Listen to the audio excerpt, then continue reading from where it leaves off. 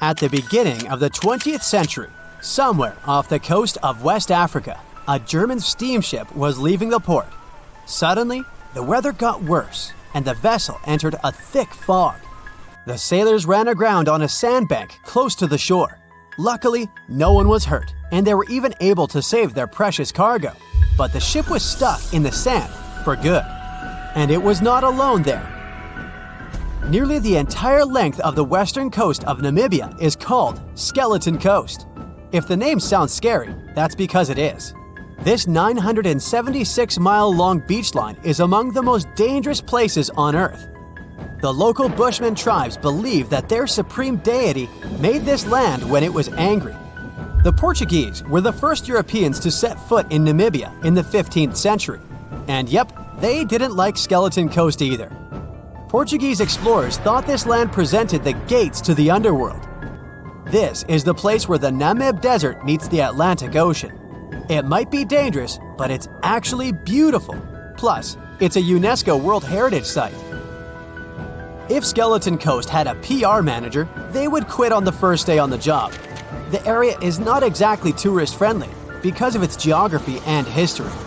Beneath the sand and the waves, there is a secret ocean currently lurking for unsuspecting sailors. It's called Benguela Current. It flows towards the north along the coast of southern Africa. This part of the Atlantic is rich in marine life, but the current's land neighbor isn't that happy with the deal. This arid climate created the Namib Desert, one of the driest regions on Earth. And that marine life I just mentioned? It's sharks. 11 species of them to be exact. And yes, the great white decides to pop by once in a while. So far, we've got a desert landscape, strong currents, and sharks. Not a place for a beachside resort, definitely. But if someone ends up on Skeleton Coast, will they know they're in danger? Don't worry, they will. The beach is littered with wrecks of all sizes and shapes. If you remember that German ship I mentioned in the very beginning, its massive and rusted stern is now sticking out from the desert sand.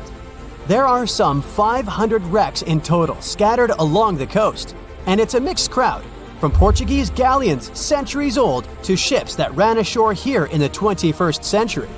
A modern fishing ship called Zela India managed to slip from its tow rope in 2008 and ended up on Skeleton Coast. Okay, it didn't escape on its own, it had some help from the elements. But it's better to be a tourist attraction on a beach than to be broken up for scrap. That's where the trawler was originally going, poor thing. Skeleton Coast's most famous inhabitant, to call it such a place, is the wreck of the Dunedin Star. The British cargo liner ran aground here in 1942.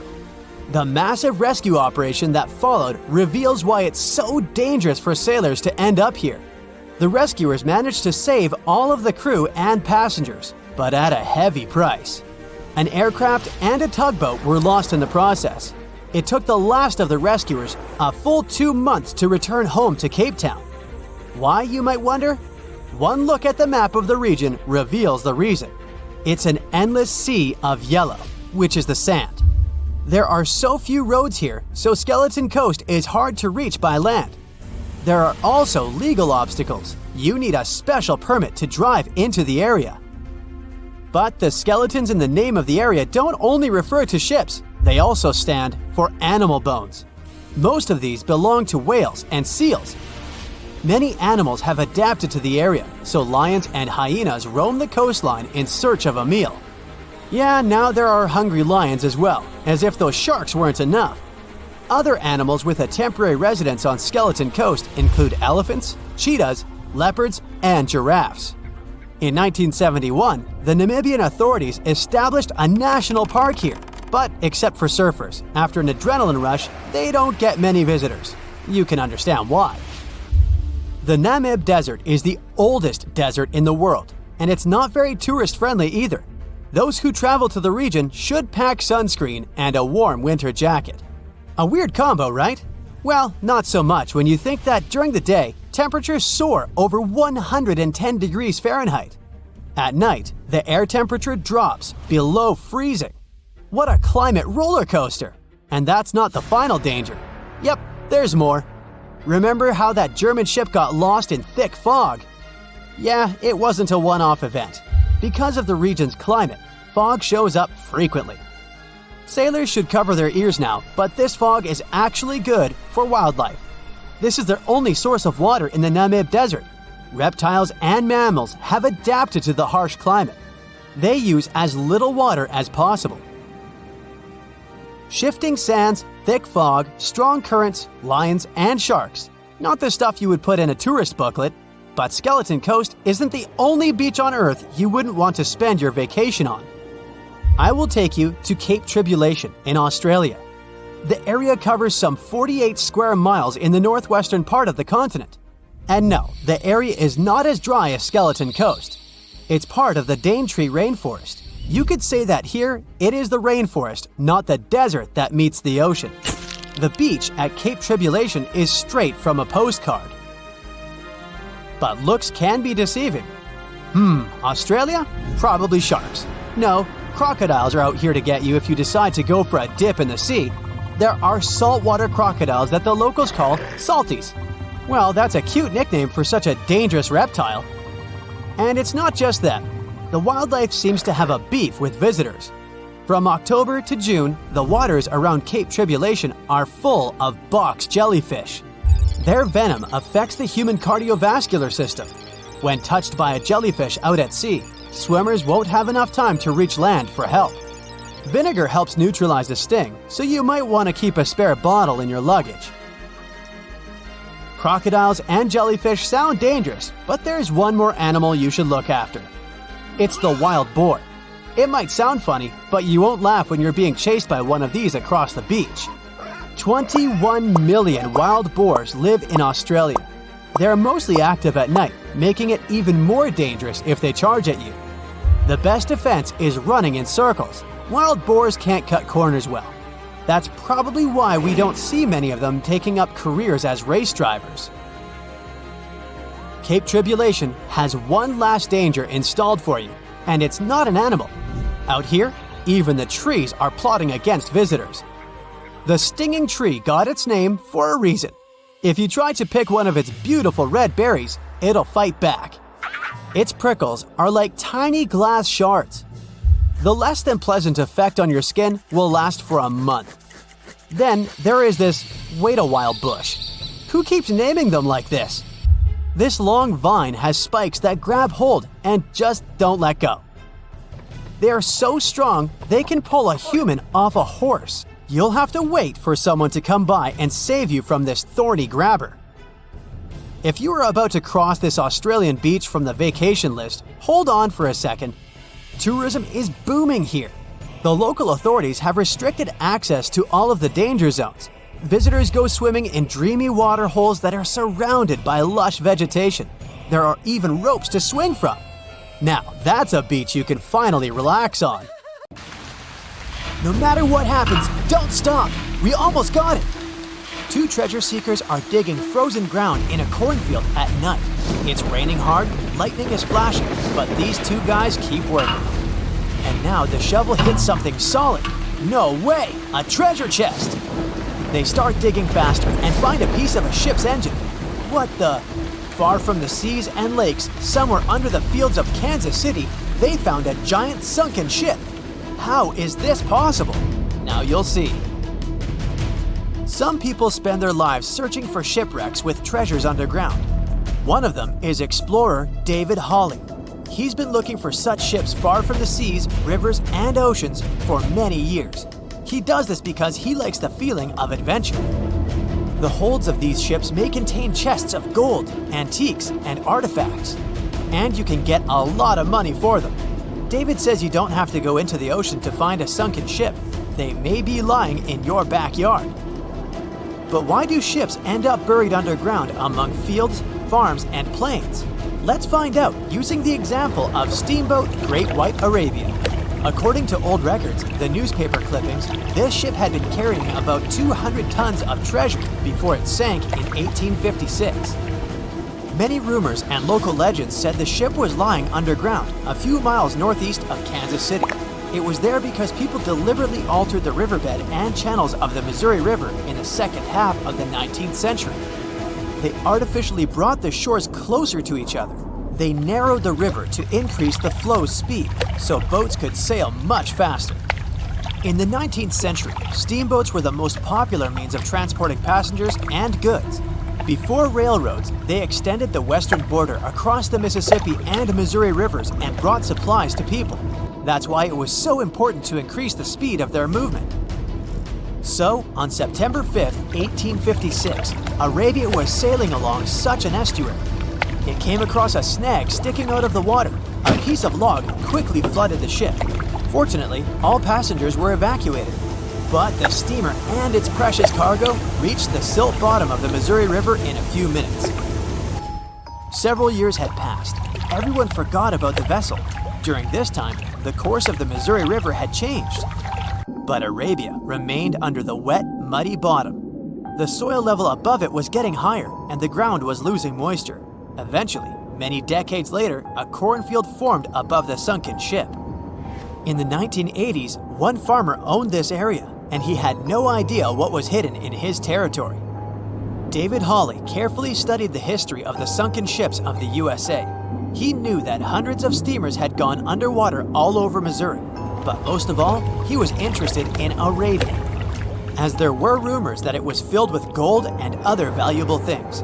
The territory of cornfields in Kansas was vast, but David Hawley knew how to search properly. In 1987, he started working. First, together with his brother and father, they collected all the clippings from old newspapers they could find. They were looking not only for information about the steamer, but also for maps of the Missouri River. They tracked its historical changes, checked the dates, and identified a large area where the steamer sank. Next, they used electromagnetic testing and other geological stuff to study the soil and find the right place. They searched for differences in ground moisture and density.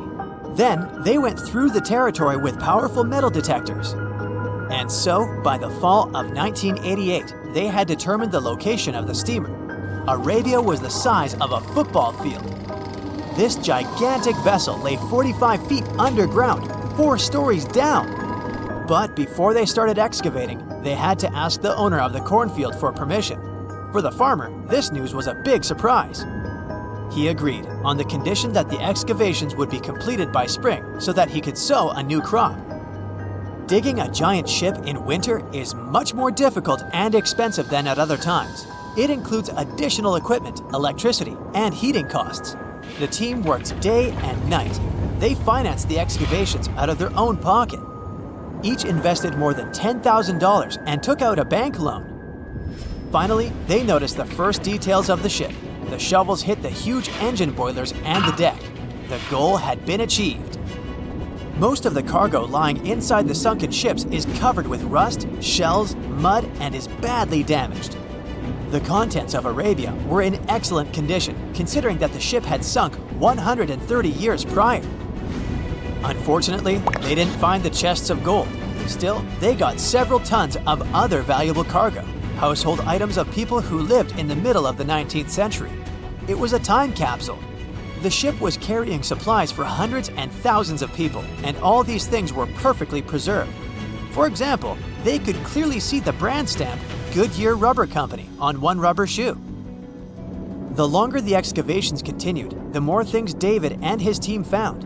In the barrels, they found plates from the 19th century. They were intact and usable. Also, there were clean clothes, thousands of pairs of shoes, harpoons, frying pans, and umbrellas. The ship was carrying cargo to supply about 16 small towns. Yes, it's not gold, but such artifacts are also precious. The contents of the ship could be worth millions. However, the crew wasn't going to sell these things. They made a museum on the site of a former fruit market in Kansas City. If you go there, you will immediately feel like you're in a department store of the 19th century. There are thousands of items in good condition. Even the matches here are dry enough to light up. It took David many years to present the entire collection from the steamship. He values each of the items and doesn't want to sell them. Anyone can come here, pay for a ticket, and find themselves in the past. Who knows, maybe there's an old ship hidden in your backyard too. Geologists found an older vessel in the hot desert of Namibia in 2008. This ship sailed back in the days when pirates scared sailors on the seas, and now it's inside a dried-up lagoon. The ship sailed from Lisbon in 1533 and disappeared with the crew near a small diamond mining town. After almost 500 years, the hull had been badly damaged. Only the carcass of the ship remained, but the treasure hidden inside the vessel stayed intact. They carefully studied the boat for a long time, trying not to ruin anything. And then, 5 days later, they found a big old chest in the hold. Carefully opening it, they found gold coins there. Thus, the cost of the ship was estimated at about $10 million. The exact cause of the shipwreck is unknown, but experts believe the ship was destroyed by heavy cargo and bad weather. It went to the bottom of a lagoon that later became a desert. Some find an airplane in their backyard, others discover a ship, and one man found a passage to an ancient secret city in his house. This happened in Turkey in 1963. The owners of the building decided to make repairs. He went to his basement and knocked down the wall to turn this place into a living room. And so, behind one wall, he found a tunnel leading underground. The man thought it was some kind of a secret chamber. He went down there and realized it was something much more than that. It was an ancient city 18 floors deep. People built it in the years 780 to 1180 as a refuge from weather disasters and the invasion of enemies. This place also includes many underground tunnels that stretch for several miles in different directions. People could get to the town from different points using secret passages leading to these roads. The city can accommodate about 20,000 residents, livestock, and tons of food supplies. Archaeologists have also found a chapel, schools, stables, and public kitchens there. They say nothing is ever lost, and it's true. Let's discover ships frozen in time. The first one is truly fascinating. Here, the Antikythera shipwreck. It's a Greek trading ship from the 1st century BCE. It's located on the east side of the Greek island of Antikythera and at the merging point of the Aegean and Mediterranean seas. Around 2,000 years later, in 1900, a group of Greek sponge divers discovered the wreck. They were going to Tunisia, yet they were forced to find shelter from a storm on a nearby island. Since they couldn't go anywhere due to the storm, they decided to look for sponges until the weather got calmer. One of the divers discovered the shipwreck at depths of around 130 feet. Imagine someone going for a sponge hunt, but getting out to the surface with archaeological treasures. The captain of the sponge boat talked to the Greek officials about what they had found. The officials sent 2 ships to the wreckage. The salvage operation was successful, and discoveries are now in Greece's National Archaeological Museum in Athens. The findings included 3 life-sized marble horses, jewelry, coins, and hundreds of works of art, including a 7-foot-tall colossus statue of Hercules. Among these treasures, Antikythera ephebe, a bronze statue of a young man, caught more attention. Because the ephebe doesn't comply with any familiar iconographic model, and there are no known copies of his type, he held a spherical object in his hand. Scholars have different theories of who that person could be, but they are not in a consensus yet. More than 70 years later, Jacques-Yves Cousteau and his team went to the area and recovered hundreds more artifacts and the remains of 4 people. Interestingly, they discovered a complex set of interlocking gears, capable of predicting the movement of the sun, moon, and several planets. The mechanism can also show the times of solar and lunar eclipses years into the future.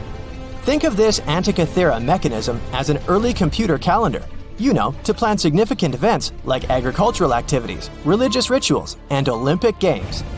These artifacts found in the Antikythera wreckage are some of the most important findings in modern archaeology. Just the Antikythera mechanism itself has changed our perception of the limits of ancient technology.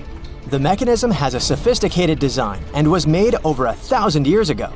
After all these amazing discoveries, experts believe that the wreckage site has remained largely unexplored and is mostly because of its location and the landscape of the seafloor on which the ship rests. The wreck is too deep for scuba divers but too shallow to use something like a submersible. A survey made on the seafloor in 2012 showed evidence of a second wreck about 800 feet to the south. It's clear that this area has a lot to offer humanity. what would happen if those sponge hunters didn't go to the area? Scientists found a shipwreck in Antarctica at the bottom of the Weddell Sea 107 years after it sank. The name of the ship was Endurance, and it was the lost vessel of Antarctic explorer Sir Ernest Shackleton. Scientists who laid eyes on it decades later say it is among the greatest undiscovered shipwrecks ever. That is why they filmed the whole discovery. The video shows the remains of the Endurance and proves it is still in remarkable condition. It has been sitting in 10,000 feet of water for over a century, yet it looks like it sank very recently. So the story goes like this. The ship was crushed by ice and sank in 1915. Shackleton and his crewmates had to escape by themselves in small lifeboats. From then on, it was all about survival. Shackleton imagined to get his crew to safety. Then, the ship sank. Yes, this is a pretty impressive story. But why did scientists prize this ship? Firstly, Shackleton's Imperial Trans-Antarctic Expedition sailed to make the first land crossing of Antarctica. Yes, the crew was trapped in ice, but the intention was important. Secondly, it's about the challenge itself of finding the shipwreck. The Weddell Sea is almost always covered in thick sea ice. You know, the same ice that made the Endurance sink. Getting near the presumed sinking location is super hard, let alone being able to conduct research. Experts of the modern expedition team foresaw the time when the lowest extent of Antarctic sea ice would come using satellite images. They realized that the weather was in their favor to start an expedition. Dr. John Shears said that they have successfully completed the world's most difficult shipwreck search, fighting against constantly shifting sea ice, blizzards, and temperatures decreasing to negative 0.4 degrees Fahrenheit. Yeesh, I can't imagine the worst conditions in Antarctica if these conditions are in their favor. Lastly, look at this. It's timbers. They're very much intact. Plus, you can read the ship's name. It's still visible. Marine archaeologist Menson Bound says that this is the finest wooden shipwreck he has ever discovered. He has 50 years of career experience, so I believe the guy. So how come the wood is not rotten? Dr. Michelle Taylor, a deep-sea polar biologist, said that there has been little wood deterioration because the wood-munching animals are not in this forest-free region of Antarctica. Workers of a coal mine in East Serbia discovered 3 shipwrecks that had been there for at least 1,300 years. The largest shipwreck is an ancient Roman fleet. It's around 50 feet long with a flat bottom. It's estimated that the ship could carry a crew of 30 to 35 people. Looking at its hull, you can see the marks of repairs. Wow, this one had a lengthy career. You know, it gives us insight into more than 1,000 years ago. The 2 smaller vessels, on the other hand, match descriptions of boats used by Slavic groups to attack the Roman frontier. These 2 have been discovered under mud and clay in an ancient riverbed. Apparently, in those times, there was a Roman base in a place called Viminacium City. Interestingly, Viminacium was a provincial capital with an estimated 40,000 inhabitants in the 4th century CE. For comparison, it was even larger than Pompeii. The Kostelach coal mine is a center of hidden gems. Archaeologists had found evidence of ancient human and animal activity here before. For instance, in 2012, experts found bones of at least 5 woolly mammoths, which went extinct about 10,000 years ago. Canadian archaeologists found a ship 150 years after it went missing in the Canadian Arctic waters. This merchant ship is called HMS Investigator. It was purchased in 1848 to search for the explorer Sir John Franklin's ship that got lost in the Northwest Passage expedition. So, HMS Investigator left Britain in 1850 for this rescue operation. The expedition crew, captained by Robert McClure, sailed the Investigator into the water. He realized that he was in the final leg of the Northwest Passage, the sea route across North America. But before he could sail into the Beaufort Sea, the 122-ton ship itself got stuck in the thick ice. The crew spent the winter over the Prince of Wales Strait. The following summer, McClure tried again to sail to the end of the passage, but the ice blocked his way once more. Here, too, the crew was forced to leave the ship. He steered the crew into the Bay of Mercy. There, they were to remain until 1853 when the crew of the HMS Resolute rescued them. Imagine a crew of 60 people who had to spend 3 winters in the Arctic without even knowing if they would survive. Later on, the ship was found sitting upright in about 36 feet of water. It was in very good condition. Arctic water has prevented the outer deck of the vessel from deteriorating quickly. The outline of the ship and its timber can be clearly seen. Plus, archaeologists have uncovered artifacts on land left by the sailors. They had unloaded everything before abandoning the Investigator. 3 sailor graves and 1 British naval shipwreck had also been discovered in the area. I wonder what else they could find there. Wow, it's the only place where 1 minute you're learning 17 natural ways how to get rid of houseflies, and the next, you're taking an epic journey straight into a black hole. More than 10 billion with a B views in total. That's 47 billion minutes watched, or more than 70,000 years. That's all the way back to the Ice Age. No, I wasn't around then. 40,000 videos, hundreds of topics, and most importantly you, a whole 44 million of you. Our viewers. We could populate an entire country if we wanted to. We'd like to continue helping you learn and giving you useful skill improvement tips. Got a thirst for knowledge? We've prepared 4 masterclasses on creating a 2D character animation from scratch, 10 hours of video lessons, practical tasks using professional software, and additional materials that you can use with your own projects. Get the full course now and create your own animated masterpiece. The year was 1854, and the SS Arctic, the fastest passenger liner of its time, set out to cross the Atlantic. As it sailed through the misty veil, it slowly disappeared into the unknown. The Collins Line, an American shipping company, was started in 1818 and only began seriously trading in the transatlantic by 1835. Its steamships crossed the Atlantic from Liverpool to New York within just 10 days. Doesn't sound like a great speed today, I know, but back then, the same thing took other ships several weeks. Light on the water with their wooden hulls, powering through with a strong steam engine, those steamships were the favorite choice for many high-profile people. What could go wrong with such an advanced ship, they thought. This reminds me of some other ship everyone believed to be unsinkable. But anyway, back to the Collins Line. It grew to be a serious contender on transatlantic routes, with only one other competitor, the Cunard's Line. It was a British company also aiming to be the main force through the Arctic Passage. In 1835, the company received a new ship that traveled to Liverpool and came back to New York with the largest cargo ever at that time. From then, the Collins Line was steadily growing. It seemed like there would only be future successes for it. Unfortunately, their lavish ships became costly to run with the amount of coal used. Massive power along with weak wooden hulls meant they needed many repairs after each voyage. So, every trip ended up being expensive. But since the ships were safe and had a great reputation, people were willing to pay the price, and the company was definitely not in crisis. They had achieved something no one had managed to do before them. Like I told you, their ships crossed the Atlantic in a whopping 10 days, and Edward Collins, the owner, was very determined to maintain the pace. Their 5 ships easily outran the Cunard's Line of only 3. With this great praise, it provided more attention. Though the Cunard's ships were slower with their iron hulls, they believed there was still profit, regardless of how slowly they sailed. Among Collins' ships, the Arctic, the third of them to be launched, was the largest, reaching 284 feet long, with 2 side-lever steam engines, each with 1,000 horsepower.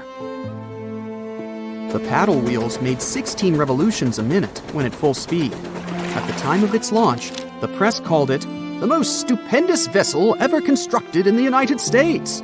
But glamour and fame couldn't avoid what would come next. On the 27th of September, the Arctic was on its journey from Liverpool to New York, continuing a speed pace through the thick fog. It's possible that by that moment, after 4 years of record-breaking trips, the crew became overconfident with their sailing and the ship. Going only 50 miles from Newfoundland, they carelessly continued through the fog with no radio contact, sonar, or any other form of identifying objects, equipped only with Morse code. A smaller ship, the SS Vesta, which operated as a fishing vessel, often worked around Newfoundland. It was passing through the same path as the Arctic and crashed into its side.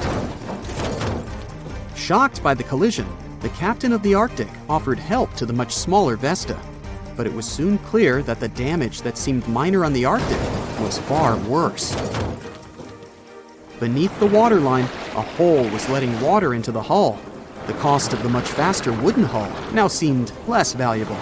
They steered toward land, trying to plug the holes, but they weren't doing so well, and the seawater continued to pour in, filling up higher and pushing the ship down. And finally, once the engine room was full, it put out the boilers, taking away the massive power the Arctic was once legendary for. They moved slowly until coming to a complete stop. The ship continued to sink, and the order was to abandon it. At the time, maritime law allowed for the Arctic to carry only 6 lifeboats, only capable of saving 180 people. The crew and some of the passengers managed to push their way aboard and took most of the seats on those boats. Things were pretty wild, and everyone forgot about their manners, not letting the ladies and the youngest ones board first. It took 4 hours for the Arctic to sink. 150 crew and 250 passengers were on board. Those that weren't able to find a lifeboat made a desperate attempt to build their own rafts from parts of the ship. 2 days later, only 3 boats made it safely to the shore. The other 3 were never found. Believe it or not, the rescue party also saved some people that had been clinging to the wreckage for 2 days. Unlike the crew, the captain went down with the Arctic, but amazingly survived. He would be only one of 85 people that made it, out of the 400 on board. When the news arrived 2 weeks later, the public responded with great sadness to the losses. Great anger soon followed towards the poor safety measures in the crew. The press published demands to change the laws for more lifeboats. It only made sense to have enough for every person on board a ship. But they ignored those requests. This neglect would lead to more disasters in the future. Enough lifeboats would only come into maritime law some 60 years later, after the disaster of the Titanic. Edward Collins' wife and 2 children were also aboard the ship and didn't return. He was heartbroken, but didn't stop running his business. The Collins line still had a reputation to uphold, the biggest, fastest, and most luxurious on the Atlantic. Edward Collins would now build an even better ship than any other. It was named the Adriatic, and it was the largest ship in the world, 354 feet long. With 2 alternating steam engines that had never been built of this size. These steam engines at the time were at the height of engineering, though today you can only see them in models and toys. With the new addition of 2 masts, the Adriatic would also be able to sail if needed. Luckily, they made some lessons from the disaster of the Arctic. But before their new ship, the Adriatic, was built, another disaster had occurred. The sister ship of the Arctic had also sunk. They believed this second ship was desperate to stay in front of the Cunard's line and hit an iceberg somewhere during the race. This weird contest took the lives of 141 people. The desperation of Collins and his weakly built hulls pushed the company towards bankruptcy in 1858. The newly built Adriatic, costing over $1 million, had only made 1 voyage in the end.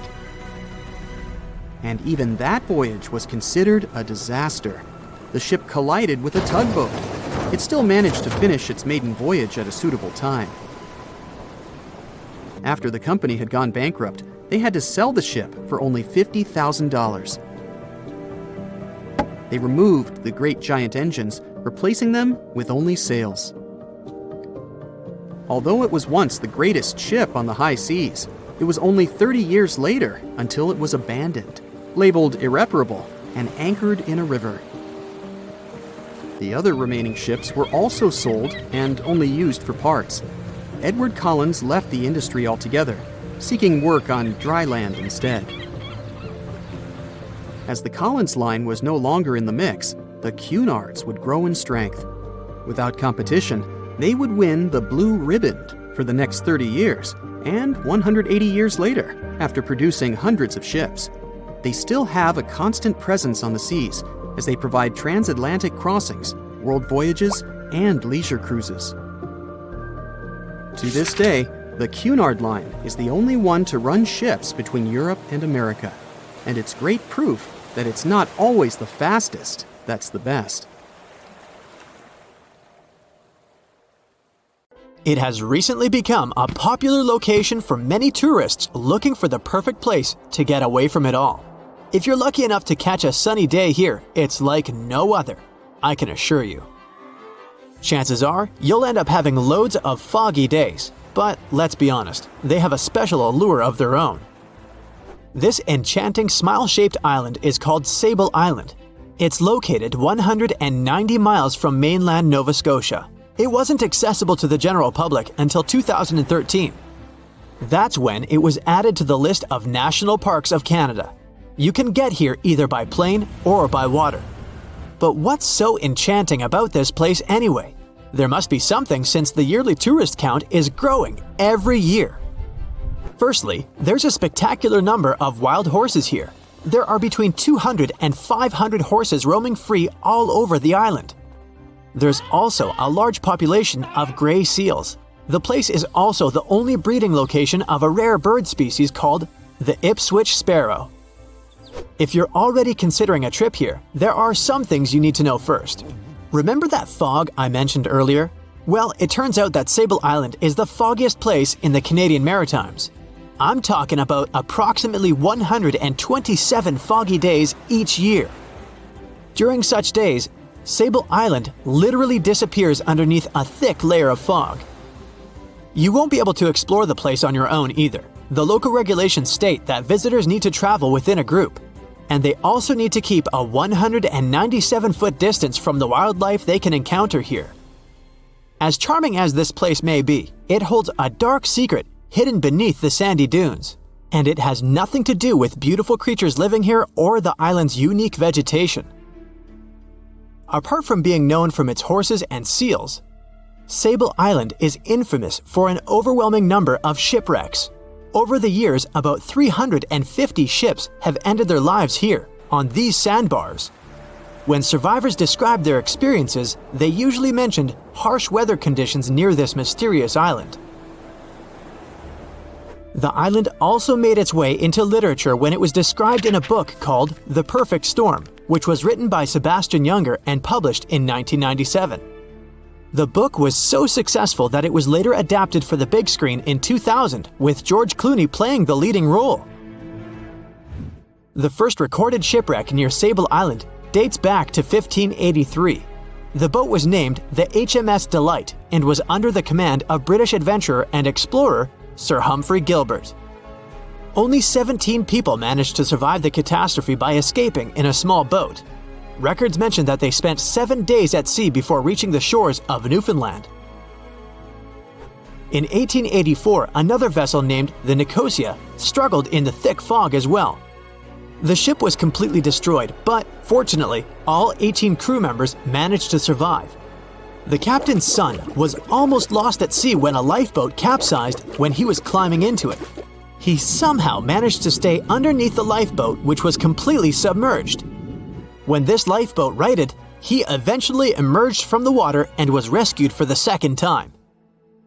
The years between 1947 and 1999 were relatively quiet on the island. In 1999, though, a yacht called the Merrimack ran aground near the shore of the island at about 2 a.m. on July 27th. The 40-foot fiberglass boat had a crew of only 3 people. Natural gas exploration workers, who were luckily not far away, rescued them. The crew managed to fly safely to Halifax the next day. The owner of the Merrimack tried to recover his boat by hiring local fishermen. Unfortunately, this operation was unsuccessful, since only the fittings of the yacht were eventually saved.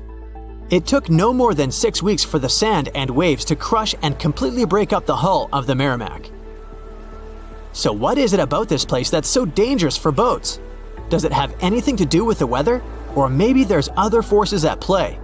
The explanation turns out to be a bit more complex, and it wasn't easy to figure out, at least not way back in the 1500s. First of all, the island is located close to one of the world's richest fishing grounds. Since it's also near one of the major shipping routes between Europe and North America, hundreds of vessels sail past it each year. The likelihood of shipwreck increases when there are so many boats roaming around the area. Sable Island is also in the way of most of the storms that move up the Atlantic coast of North America. It's no surprise that boats often get hurtled straight onto the shores of this island. The weather has a lot to do with it too. During the summer season, the warm air from the Gulf Stream creates a dense fog as it merges with the cool air by the Labrador Current that passes by the island. Other currents don't help the matter. Sable Island is next to the meeting point of three major ocean currents: the Gulf Stream, the Labrador Current, and the Belle Isle Current. Since the 1950s, radars and other modern navigation tools have been used on commercial vessels as well. Up until then, the sextant was the main instrument used to figure out a ship's location. It doesn't mean that sextants weren't accurate, but this instrument couldn't work properly without a clear view of the sun or stars, which means it didn't help much in dense fog, such as the one surrounding Sable Island, or when it was cloudy. Often during bad weather, the captain of a ship navigated, relying on their experiences and intuition based on the ship's speed and direction. That's why most of the survivors in shipwrecks near Sable Island said that the captain had simply miscalculated the ship's position, crashing into Sable Island by accident. This dusty, sandy land is as unfriendly to ships as it is to trees. There's reportedly a single tree on the whole island, and it looks a lot more like a bush. It's actually a pine tree. And since the famous island horses don't see it as much of a food source, it somehow managed to survive. Reports say that the tree was planted back in the 1950s. Local authorities were trying to grow a forest on the island to make it a bit more welcoming. They've planted tens of thousands of trees over the years, more than 69,000 evergreens, 600 fruit trees, and about 55 pounds of pine seeds, along with other plants which could survive the conditions on the island. But they were no match for the extreme weather and sandy soil. Out of all those plants, just one pine tree is still alive. Thanks to its resistance, it has even become a symbol of Sable Island. Interestingly, for around 40 years, the island also had just one inhabitant. Can you imagine that? One person living on a remote island for so many decades? It's the story of a woman called Zoe Lucas. She chose to surround herself with the only residents on the island: the horses, the gray seals, and the many species of birds. An esteemed naturalist, she mentioned in an interview she gave back in 2017 that she was used to living on the island and that she never got lonely. To survive here, she had to put together an essentials kit. It included a notebook to take notes and a pair of binoculars to study the wildlife. You can safely assume she wasn't scared of the intimidating surroundings, since she decided to eventually call this place home. At first, Zoe wanted to set up camp on one end of the island, near some abandoned buildings. But eventually, she settled in a wooden house near a bunch of sand dunes. A Canadian institution called the Meteorological Service of Canada put together the simple construction back in the 1940s. Parks Canada operates the building these days. Zoe's work included gathering as much data on the local horse population as possible. It could help scientists better understand how they managed to adapt to the unfriendly environment. She also helped gather the debris that made it to the shore to help track pollution levels. Among all the rubbish that she collected, there was a refrigerator and a crate full of fresh peppers. Some other specialists eventually started working rotating shifts on Sable Island to offer the brave woman a little bit of company now and then. The sea, this unrelenting water beast, has been defying all attempts to tame it for centuries. Many ships driven by the wind have gone through the harshest parts of the world. Some have survived the struggle with the sea, and many have come off second best. It's the year 1834. A ship called the Pilgrim is setting a course to sail from California to Boston. The journey will venture around South America and then past Cape Horn of Chile. Richard signs up as a merchant seaman aboard the Pilgrim. This is his first voyage at sea. The crew tells Richard stories of the Drake Passage off Cape Horn, a route that's legendary for its dangers. Countless ships and sailors have disappeared in those waters. Since Cape Horn's discovery in 1526, it's quickly become known to all those that have sailed around it as the ultimate test of any mariner's skill and of any ship's strength. Those that have survived the journey call Cape Horn a sailor's nightmare. Jack the helmsman, a salty veteran, steers the ship towards this most dangerous of all routes. Jack has been aboard the Pilgrim since it was first commissioned in 1825. He's passed by the Horn many times, each time learning a different lesson from the tests provided by the sea. The Pilgrim has been refitted since its past voyage a year ago. Richard values Jack's experience, given that it's his first journey at sea. Jack assures Richard of his confidence in the Pilgrim, even though it's just a small wooden brig with 2 masts. Jack's aware that wooden vessels are gradually becoming outdated, replaced by new steam-powered ships. But Jack prefers the maneuverability of the Pilgrim and would take it over the steel ships any day. Richard is excited to be aboard. There's so much to explore in life as a merchant seaman, but the guy struggles to acquire his sea legs on the boat. Forceful winds make the Pilgrim move faster, providing Richard with a quick introduction to life at sea. At the same time, nothing can prepare him for what is to be experienced at Cape Horn. It's the southernmost point of land before Antarctica. The gap between the icy continent and Cape Horn holds the infamous Drake Passage, approximately 700 miles between Cape Horn and the Antarctic Peninsula. Strong winds provide an uninterrupted, steadfast journey toward the Horn. But, as Jack tells Richard, the winds are more concentrated at the Drake Passage. They create a funneling effect, becoming stronger and more unpredictable. Richard is unsure of what this might mean for the Pilgrim, but understands that there's no easier route to travel around South America. A few days pass. The Pilgrim sails by the many islands that make up the western coast of Chile. Although the sea has been relatively calm, Richard continues to deal with his lack of sea legs. His movements are still not very graceful. The constant, ever-swaying deck rises and falls, and Richard finds it hard to get used to the motion. Random large waves hit the Pilgrim from every angle. The ship is quickly approaching Cape Horn. Richard looks towards great thunderous black clouds in the distance. "Welcome to the Horn," Jack says, half laughing. A wry smile upon his face soon disappears. The man gets serious, knowing what awaits them all. Stronger winds start blowing the sails as the crew scrambles to hang onto the ropes. Richard desperately sets to adjust the aft sails, adjusting for the constant change in strong southerly winds.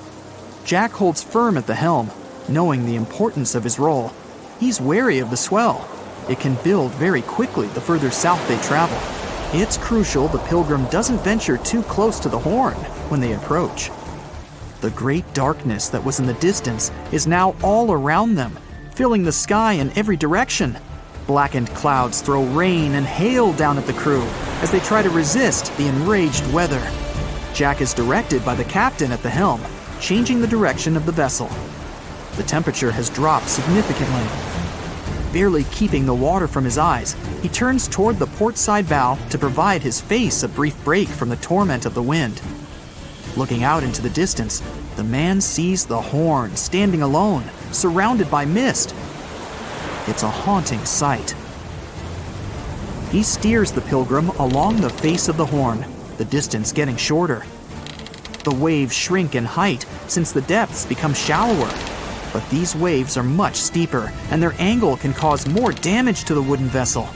Jack's unsure how much of these waves the Pilgrim can take before the hull is breached. Richard, still posted at the aft sails, watches the water and icebergs floating by. He's unsure how large they actually are, since they're mostly hidden underwater. But he knows to alert Jack if any get too close. Just one iceberg hitting the Pilgrim will be all that the hull can withstand. Dutifully, he watches over the side and into the distance. Icebergs aren't the only thing to look out for. Rogue waves are common in these seas as well. The connecting Antarctic and Pacific Oceans, mixed with stormy weather, form waves together. This creates much larger rogue waves. Such waves have been known to reach up to 100 feet tall. They can destroy most vessels in their path. It'll surely be the end of the Pilgrim if it comes across a rogue wave. Strong currents adjust the route of the Pilgrim, as though the Horn is trying to lure the ship toward its rocky shallows. Slowly, they are getting pulled closer toward the Horn. Jack is fighting the current at the helm.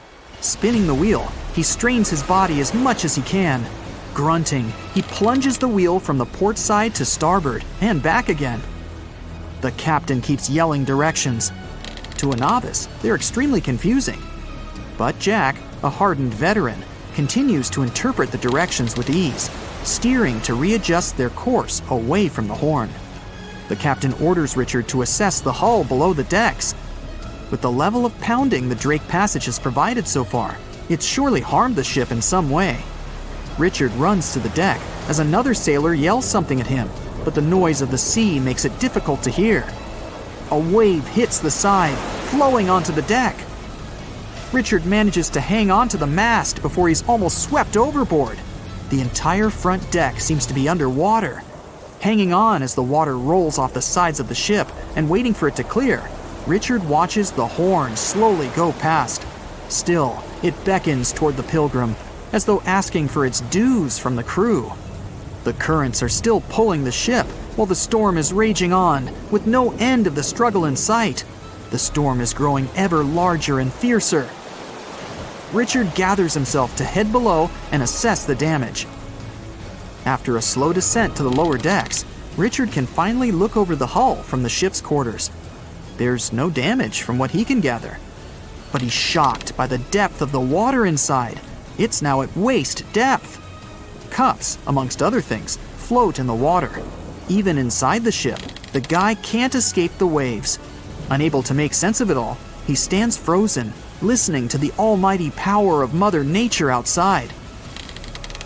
The sea roars even more wildly, waves constantly thudding against the hull. It sounds like a somber drumbeat, a slow countdown to the demise of the Pilgrim. Richard forces himself back to the terrors of the above decks, grasping onto the rails to carefully walk the slippery stairs. He leaves the disturbing creaks of the wooden decks.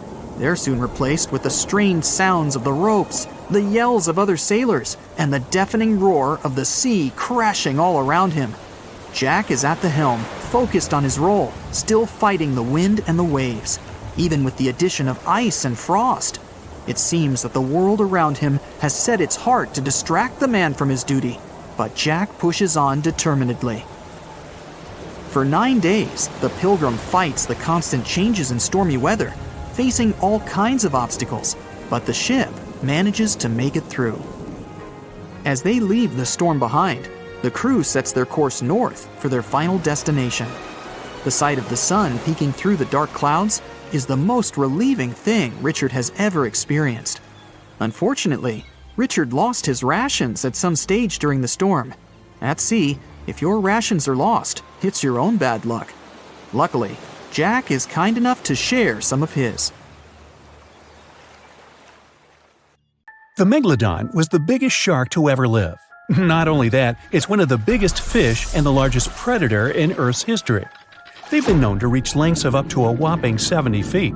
That's over 3 times longer than the biggest great white shark on record. The females have also been found to be around twice the size of the males.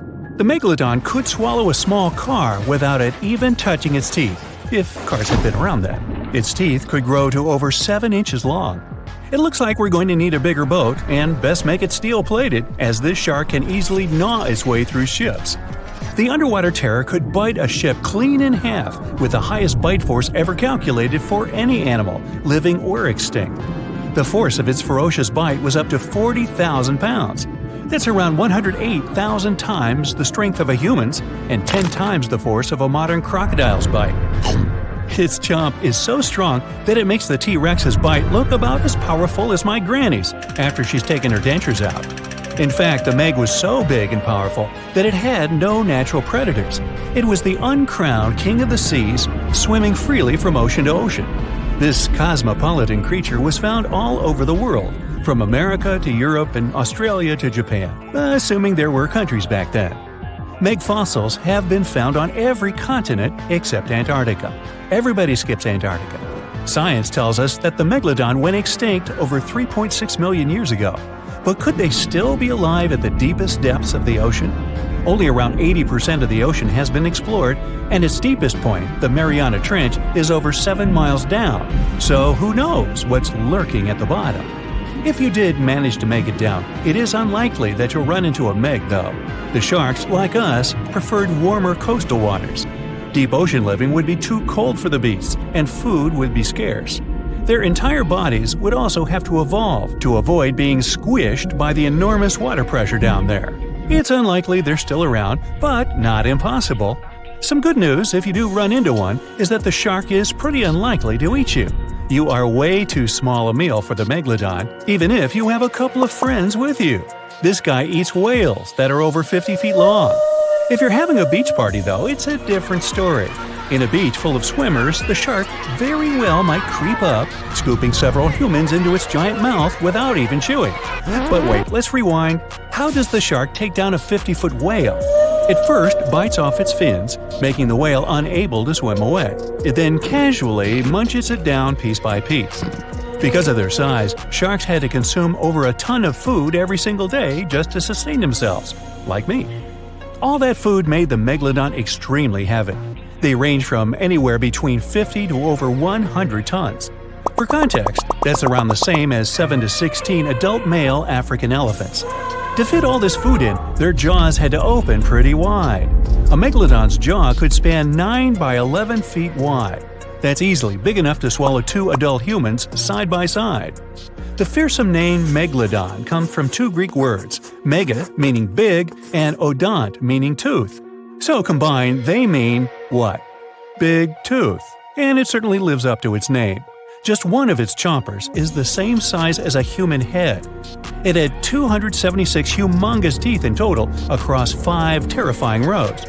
In all of history, only a couple of saber-toothed cats and the T-Rex had consistently bigger teeth. Now that's a showdown I'd like to watch. The megalodon vanished millions of years ago, leaving only huge teeth to be found by modern archaeologists. They literally disappeared with very few traces left. Scientists believe that over time, sea levels dropped and the ocean temperatures went down rapidly. Over a third of all marine life was wiped out as the oceans cooled, and a number of animals at the bottom of the food chain plummeted. This had a catastrophic effect on the hungry predators at the top. Sorry guys. It became way too cold for these sun-loving sharks too, which made it difficult for them to reproduce since they gave birth in warm waters. The megalodon is usually described as a sort of giant great white shark, but this is just a common myth. In fact, the ancestors of today's great white existed at the same time as the meg. But they weren't best buddies, and were even in competition with each other. The great white shark was a better hunter, using its smaller size and agility to snap up the meg's prey quickly. They were also known to eat meg pups, who were only half their size. This didn't help the whole extinction thing. Even infant megalodons were huge, coming in at just under 7 feet. While a great white was no match for an adult meg in a head-to-head fight, they sure weren't scared of stealing their food. This only left the bigger fish and whales for the meg, but its food supplies began to run out as the whales swam to the cooler new seas. The whales adapted to prefer the colder temperatures, leaving our friend the meg behind. The megalodons either starved or were frozen into extinction by the Ice Age. Rather than a great white, the megalodon is more like a modern bull shark. It had a short snout, flat lower jaw, and huge pectoral fins to support its massive weight and size. As scary as they are, these sharks were actually caring family guys. Several megalodon nursery areas have been discovered in Florida, Maryland, and Panama. They gave birth to their young in shallow water environments. We know this from discovering loads of tiny megalodon teeth found in these areas. Gee, I wonder if they had nannies too. But how come there are so many megalodon teeth out there for us to analyze? Well, due to their messy, aggressive eating habits, sharks regularly lose their teeth. They lose a set of teeth every 1 to 2 weeks. That's 40,000 teeth in a lifetime. They must rake in a fortune from the tooth fairy. Because of this, their teeth were continuously raining down to the ocean floor. Luckily for us, they're also the hardest part of a shark skeleton, which is why so many teeth have survived and become fossilized. It's fair to say that the first discoveries of the meg's teeth confused people. Early discoverers thought the Meg's teeth were petrified tongues of ancient serpent creatures. They even used to call them tongue stones.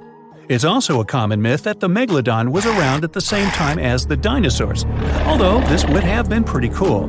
The dinosaurs were wiped out around 66 million years ago, but the megalodons came much later. The oldest Meg fossil is only around 23 million years old, but it's tricky to pinpoint the exact date. After all, calendars weren't invented yet. They became extinct way before humans even evolved. The earliest Homo sapiens, which is a fancy name for the first humans, emerged about 2.5 million years ago. But what if the megalodon shark didn't go extinct? Whale populations have dropped drastically since these guys were last around, so there'd be way fewer whales for them to chomp down on. Whales have also gotten a lot smarter and learned new defensive moves, making them way harder to take down. It's estimated that they ate around 12 tons of food each day. If they were still around and eating that much, they'd be forced to eat smaller fish, and there'd be barely enough big fish for us humans to survive on.